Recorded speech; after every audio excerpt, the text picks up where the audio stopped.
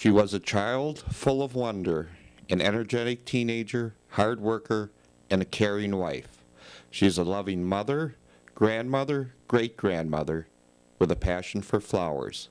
She is Jeanette Staffeil.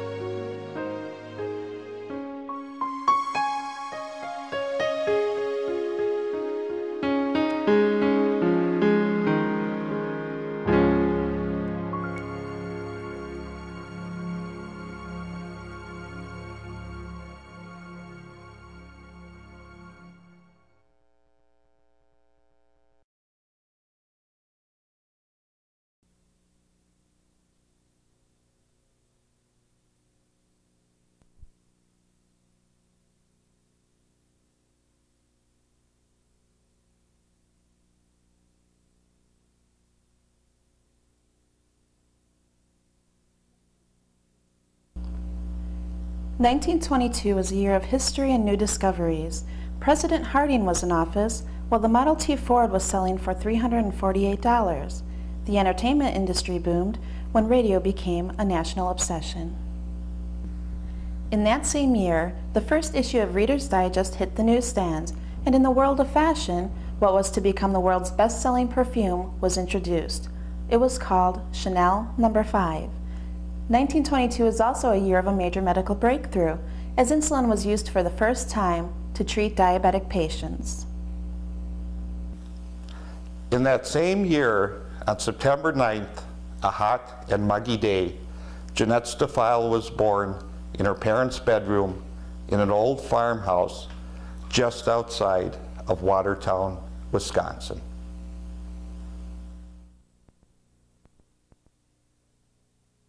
The old gray mare, she ain't what she used to be. She ain't what she used to be many long years ago.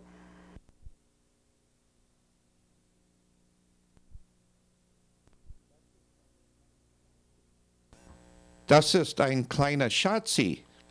Those were the words said by her mother's German doctor, meaning, "It is a little girl."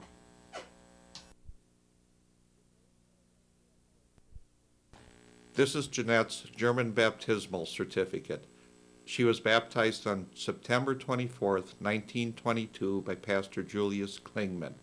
Her godparents were Ida Yeager, Frieda Zeller, and Edwin Meitner.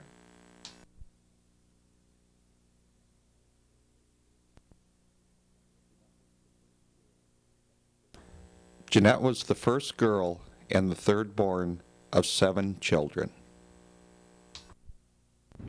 Edward was born first, and then came my brother Norman, and then came I, and then my sister Doris came, and after that my sister Lorna came, and then my brother Elmer, and then I had another brother, Marvin. He was the last, was the baby of the family. And there were 7 of us in the family. Her mother, Anita Block, was kind and loving. She did many things for her children, even though times were hard and there was little money.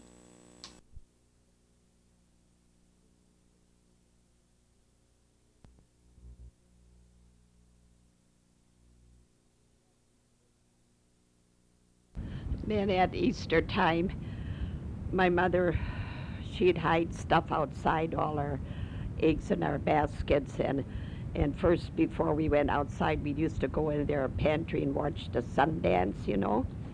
And so then after that, then we all went out to look for our stuff in the haystacks and gather up our stuff. So that was kind of fun that we did as we were kids, you know. And besides working, milking cows. But otherwise, she was always pretty good to us in those things that she made, you know, like Easter eggs and hide our baskets, you know. That was kind of nice of her to do that. Her father, Elmer Yeager, was a stern, hard-drinking man who often spent his time in the taverns of Watertown. During the years of Prohibition, he made his own moonshine from a still he had in his basement. I think my dad was like he was because when he was home as a kid, he used to tell us how his ma used to come in the bedroom and always whip him every night until he got big enough that he held the covers so she couldn't do that anymore. And I think the reason that he never hit us as we were kids is because he'd always make my ma do it. Because he was always beat up by his ma. So instead of him beating us, he always made my ma do it. He'd always pray, and he'd always pray that German, "Come here, Jesus, sei unser Gast, lass alles du Gnaden beschert us." Which was always kind of nice of him. No matter what he did in life, he always would pray, you know, before we ate. That's one good thing about him. He made moonshine. Where? In the basement. He had distills, you know. Did you ever drink any of his moonshine? I Did don't you kids think I ever did. get into it? Oh, Elmer did once. And then he was under the porch and he was drunk. They had to take him to the doctor because they didn't know what was wrong with him. He had gotten some hold of some of that. And then they found out. How old was he? Oh, God, that I can't remember. Maybe he was just a young boy. A young boy. Your mom and dad get along? Oh, they quarreled all the time. My dad drank so much always and hollered, and then they fought.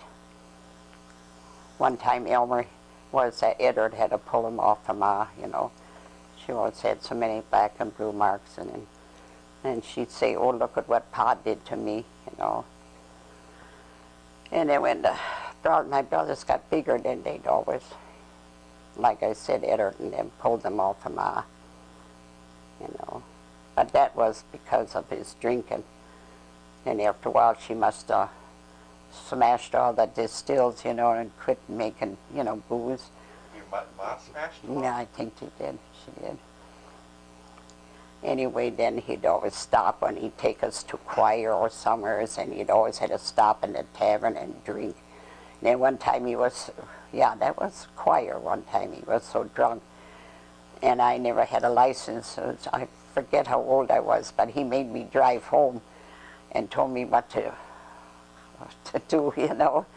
How I ever got home with that car, I don't know. But I did. Though family life was difficult, Jeanette still experienced the joy and wonder of childhood. When Doris was born, I stood by the door. I'd peek it in with my finger, you know, on my mouth, like, and looking. I was kind of jealous because she was in there and I wasn't.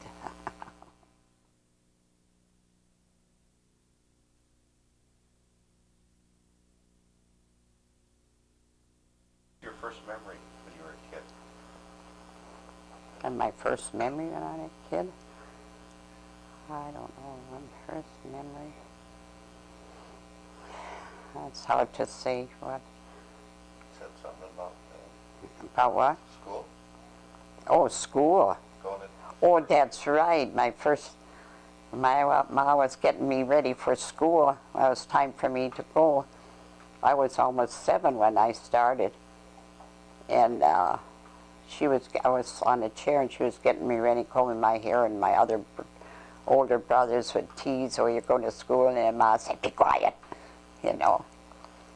Anyway. Were you scared? No. Do you remember your first day of school? Oh, yeah, I remember. Oh, just like any grade we were in, we'd sit, go to, you know, learn. Then I would have liked that one teacher. Sent me home once because I talked in the gym, you know, in the hallway. And then Pa and Ma had to come, you know. She wanted to talk to them. I don't think they... Did I ever tell you that they never did come and I made an excuse? No. What was the excuse? That they couldn't come or something. She wanted to talk to him because I was sent out of the hall, you know, because I talked. They kind of... Or when I was in classroom, my brother Norman, I caught up with him. Anyway, he stayed back 1 year. And we had that one teacher who was quite mean, and he'd go and twist his ear, you know. And teachers nowadays don't do that, but they used to do that. Or take a ruler and hit you on your hand or stuff like that if you did something you weren't supposed to do. And then that one teacher, when she left, Miss Seifert, well, I must have, I don't know, do you remember what I said? I brought her, put it on her desk, and I got her something, or I left a note. I don't know how that all was. That was sorry when she told me to I had to get out of the hall, you know, because I talked, she'd send me out. And then it made me mad, and then I wrote her a sassy note. Oh, God. But, I don't know, maybe they don't do that now so in school. But they were always really strict, you know. And I never forget that. It's just like it happened yesterday when Mr. Bartle always go up to Marvin. He did something. I guess they used to go trapping, and one of them had the skunk, and it must have been Norman. That smell on it, and he'd go up and down and say, "Who's got that smell on?" And nobody answering. Find out that Norman had it? Yeah. And what did he do to Norman then? I think it was at that time that he took because he wouldn't talk his ear and it's twisting it. You know, I really felt bad when he was doing that. Can you imagine teachers nowadays, how they used to do that? But I don't think they do that now no more. Like I said, we twist his ear or take a ruler and hit you on the hand or stuff you in a corner. You can toy when you were... Yeah, my gray-haired doll.